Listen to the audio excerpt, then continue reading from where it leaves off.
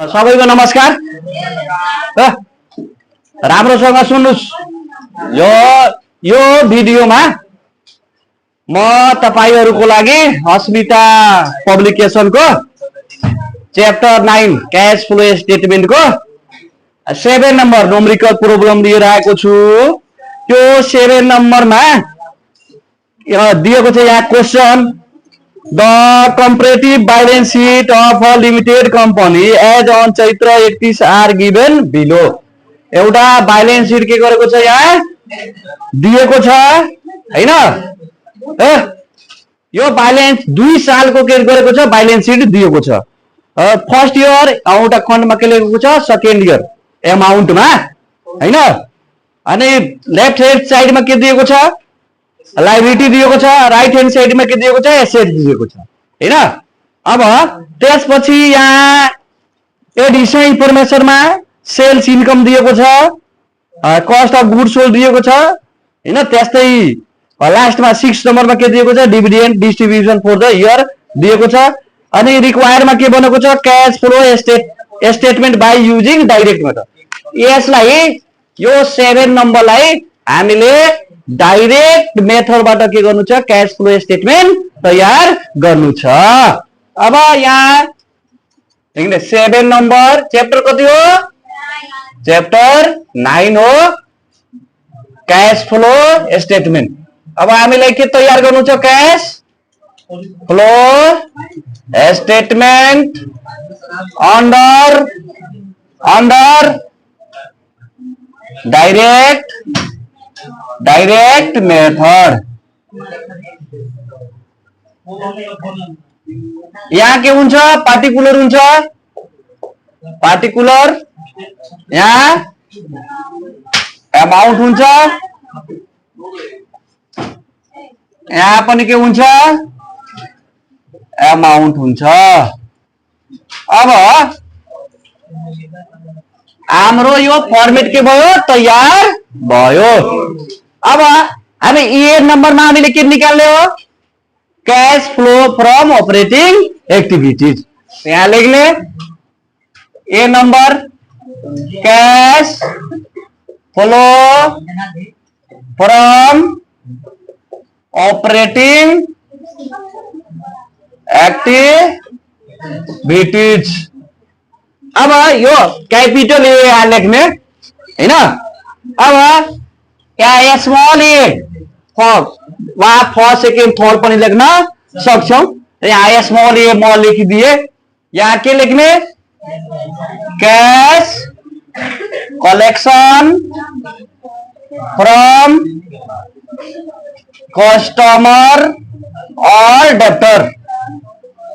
अब यो ए नम्बर जुन छ यो क्याश कलेक्सन फ्रम कस्टमर और डेब्टर के सँग सम्बन्धित हुन्छ सेल्स सँग र डेब्टर सँग के हुन्छ सम्बन्धित हुन्छ। यहाँ एडिशनल इन्फर्मेसनमा के दिएको छ सेल्स इन्कम दिएको छ 10,50,000। हामीले सबभन्दा पहिला यहाँ के लेख्ने सेल्स इन्कम। यहाँ तपाईहरु यहाँ ध्यान दिनुस् गफ नगर्नुस्। तपाई जति सोचिराख्नु भयो त्यति इजी छैन। एनबी बोर्डमा यो कति मार्कमा आउँछ यो 8 मार्कमा आउँछ। त्यसैले पढाउने बेलामा कम्तीमा के गर्नुपर्छ सुन्नुपर्छ। म घरमा गएर के गरिदिन्छु भिडियो हेरेर हैन सुनिदिन्छु हैन। यो भिडियो आज हाल्छु कि भोलि हाल्छु त्यसको ग्यारेन्टी छैन। यहाँ के गर्नुपर्छ राम्रोसँग बुझेर त त्यसलाई के गर्नुपर्छ सार्नु पर्छ हैन। अनि घरमा गएर 2 चोटी 3 चोटी के गर्ने सुन्ने। त यहाँ के गर्छ तिम्रो गफ गर्छ यहाँ गफ गर्छ अनि घरमा गएर के गर्छ म त सुनिहाल्छु सरले त भिडियो हालिदिनु हुन्छ म हेरिलिन्छु त्यहाँबाट। यहाँ नेट सेल्स इन्कम कति दिएको छ 10,50,000 दिएको छ। यहाँ राख्ने 10,50,000 लेख्ने। अब त्यसपछि अब एसेट साइडमा हेर्ने डेब्टर दिएको छ कि छैन बिल्स रिसिभेबल दिएको छ कि छैन हैन। अब यहाँ फिक्स्ड एसेट्स इन्भेन्ट्री सन्डी डेब्टर दिएको छ। अब पहिलो सालमा 3 लाख कति दिएको छ दोस्रो सालमा कति दिएको छ? के भएको छ? इन्क्रिज भएको छ कि डिक्रिज भएको छ? कम भएको छ। पहिलो साल भन्दा दोस्रो सालमा कम भएको छ, यानी के भइहालेको छ? डिक्रिज भइहालेको छ। डेब्ट डिक्रिज हुनु भनेको हाम्रो बाँकी रहेको पैसा के आउनु, व्यवसायमा आउनु हुन्छ हैन, क्याश इनफ्लो हुन्छ। पर साल पहिलाको सालमा फर्स्ट इयरमा के थियो?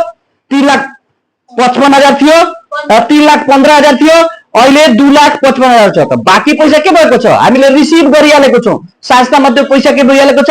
आइहालेको छ हैन। त्यसलाई के गर्नुपर्छ? त्यो पैसा प्लसमा राख्नुपर्छ। यहाँ लेख्ने डिक्रिज इन सन्ड्री डेब्टर। कति हजार? दुबईको डिफरेन्स कति छ? 60,000। केमा लेख्ने? यो पैसा प्लसमा लेख्ने। अब यसमा यो शीर्षकसँग सम्बन्धित अरू शीर्षक छ क्वेशनमा? छैन। अब के गर्ने? यहाँ 10,50,000 अनि यो 60,000, 11,10,000, 11,10,000 भइरहेको छ यो। ल ठीक छ। अब यहाँ बी नम्बरमा कैश पेड टू सप्लायर और क्रेडिटर। अब यो केसँग सम्बन्धित हुन्छ? कस्ट अफ गुड्स सोल्ड र क्रेडिटर बिल्स पेबलहरुसँग के हुन्छ? सम्बन्धित हुन्छ। करेन्ट लायबिलिटीसँग सम्बन्धित हुन्छ र कस्ट अफ गुड्स सोल्डसँग। त यहाँ एडिसन पदमा कस्ट अफ गुड्स सोल्ड कति दिएको छ? 6,60,000 दिएको छ। 6,60,000 दिएको छ। यो पैसा केमा हुन्छ? ब्राकेटमा हुन्छ, माइनसमा हुन्छ। अब यहाँ यो शीर्षकसँग सम्बन्धित के हुन्छ? इन्भेन्ट्री पनि हुन्छ, स्टक पनि हुन्छ। त त्यो कहाँ हुन्छ? एसेटमा हुन्छ। इन्भेन्ट्री पहिलो सालमा कति दिएको छ? 60,000। दोस्रो सालमा कति दिएको छ? 1,20,000। त क्याश इनफ्लो भएको छ कि आउटफ्लो भएको छ? आउटफ्लो भएको छ। किनभने पहिलो सालमा 60,000 को स्टक थियो हामीसँग, अहिले 1,20,000 को छ। त 60,000 ले के भयो? 60,000 को माल सामान बिक्री भएको छैन, इन्क्रिज भइरहेको छ 60,000 ले। त त्यो पैसा के भएको छ? हाम्रो आउटफ्लो भएको छ हैन, रिसिभ गर्न सकेको छैन। यहाँ लेख्ने इन्क्रिज इन इन्भेन्ट्री कति हजार? 60,000। यो पनि यो केमा हुन्छ? अमाउन्ट माइनसमा हुन्छ। अब त्यसपछि अब लायबिलिटी साइडमा हेर्ने, यहाँ सन्ड्री क्रेडिटर दिएको छ 1,50,000 अनि दोस्रो सालमा 2,00,000 दिएको छ हैन। हामीले तिर्नु पर्ने रकम के भइहालेको छ? बढी भइहालेको छ। साउलाई पहिलो सालमा 1,50,000 तिर्नु पर्ने थियो, अहिले कति छ? 2,00,000 थियो, 2,00,000 छ। त 50,000 हामीले पैसा तिरेको छैन। त यसबाट के हुन्छ? हाम्रो संस्थाको पैसा इन्क्रिज हुन्छ हैन। त्यसैले यसलाई यो पैसालाई केमा लेख्नुपर्छ? प्लसमा लेख्नुपर्छ हैन। Increase in sundry creditor, increase in sundry creditor कति हजार? 50,000। केमा हुन्छ? यो प्लसमा हुन्छ। अब यहाँ बिल्स पेबल दिएको छ? दिएको छैन। अरू लायबिलिटी। अब यसलाई के गर्ने? अब 6,60,000 र 60,000 कति हुन्छ? 7,20,000। 7,20,000 बाट त्यो 50,000 गर्छ, माइनस प्लस छ, त्यसै 6,70,000 केमा हुन्छ पैसा? यो माइनसमा हुन्छ। अब यहाँ के लेख्ने? सी नम्बरमा cash paid to employee and other expenses ना, अदर ऑपरेटिंग एक्सपेंसेस। अब यहाँ हेर्ने एडिसन पर के दिएको छ? एडमिनिस्ट्रेटिभ एक्सपेन्स दिएको छ 1,50,000। यहाँ लेख्ने एडमिनिस्ट्रेटिभ एक्सपेन्स कति हजार? 1,50,000 केमा हुन्छ? यो माइनसमा हुन्छ। अब त्यसपछि यहाँ दिएको छ आउटस्ट्यान्डिङ एक्सपेन्स पहिलो सालमा कति छ 75,000 दोस्रो सालमा कति छ 1 लाख छ आउटस्ट्यान्डिङ एक्सपेन्स के भएको छ इन्क्रिज भएको छ हैन यसबाट के हुन्छ हाम्रो संस्थाको क्याश के हुन्छ इनफ्लो हुन्छ त्यसैले के गर्नुपर्छ यसलाई एड गर्नुपर्छ यी पैसा एडमा राख्नुपर्छ त यहाँ लेख्ने इन्क्रिज इन आउटस्ट्यान्डिङ एक्सपेन्स कति हजार 25,000 अब अरु शीर्षक छ अरु शीर्षक छैन अब यसलाई पनि के गर्ने यहाँ राख्ने कति हुन्छ 1,50,000 प्लसमा छ 25,000 माइनसमा छ दुबै 1,25,000 केमा हुन्छ माइनसमा आउँछ अब यहाँ हेर्ने ट्याक्स पेड दिएको छैन इन्ट्रेस्ट पेड पनि दिएको छैन डिभिडेन्ड रिसिभ पनि दिएको छैन डिभिडेन्ड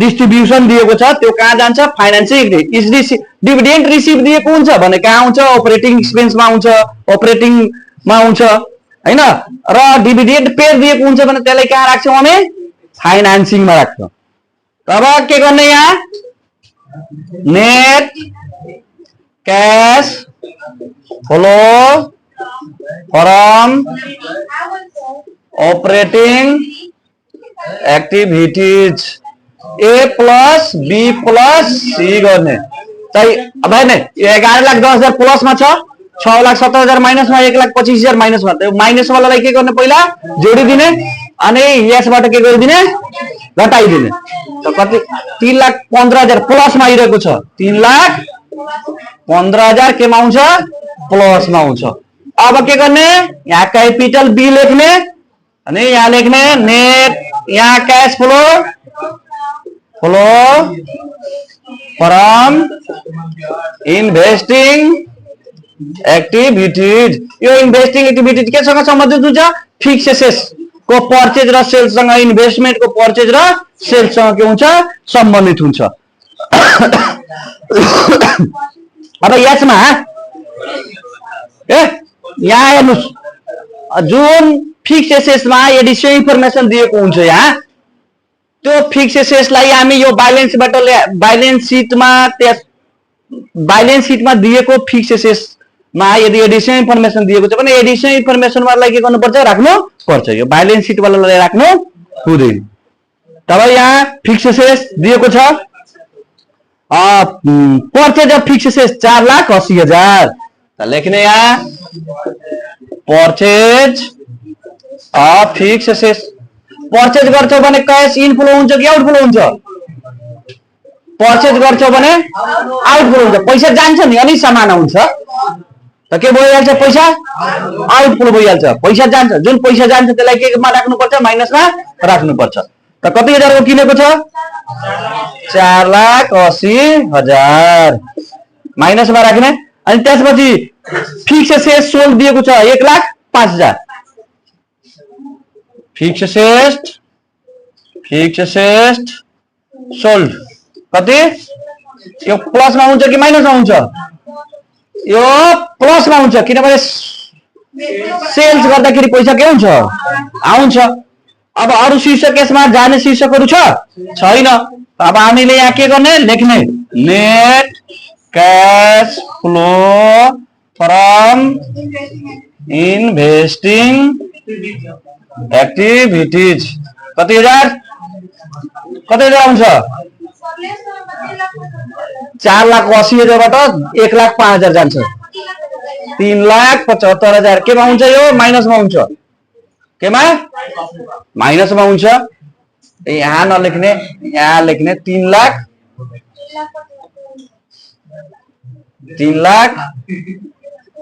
कति आएको थियो 75,000 केमा आएको छ यो माइनस में आएको छ अब त्यसपछि यहाँ क्यापिटल सी लेख्ने अनि लेख्ने cash flow from financing activities अब यो के सँग सम्बन्धित हुन्छ financing activities share debenture long term र डिभिडेन्ड सँग सम्बन्धित हुन्छ डिभिडेन्ड पेड सँग सम्बन्धित हुन्छ यति दिमाग राख्नुपर्छ यहाँ हामी जुन एक्टिभिटीज लेखिरहेको छ नि, त्यो एक्टिभिटीजहरुमा कुन शीर्षकहरु आउँछ। यहाँ राख्ने बित्तिकै हाम्रो दिमागमा के हुनु पर्यो, त्यो रिकल गर्नु पर्यो कि कुन शीर्षकहरु यसमा आउँछ हैन। जबसम्म रिकल गर्दैन कि यसमा कुन शीर्षकहरु आउँछ, यो कैश फ्लो फ्रम अपरेटिङ एक्टिभिटीजमा कुन शीर्षक आउँछ, कैश फ्लो फ्रम फाइनान्सिङमा कुन शीर्षक जान्छ, कैश फ्लो फ्रम इन्भेस्टिङमा कुन शीर्षक जान्छ, तबसम्म यो हामीले बनाउन सक्छौं?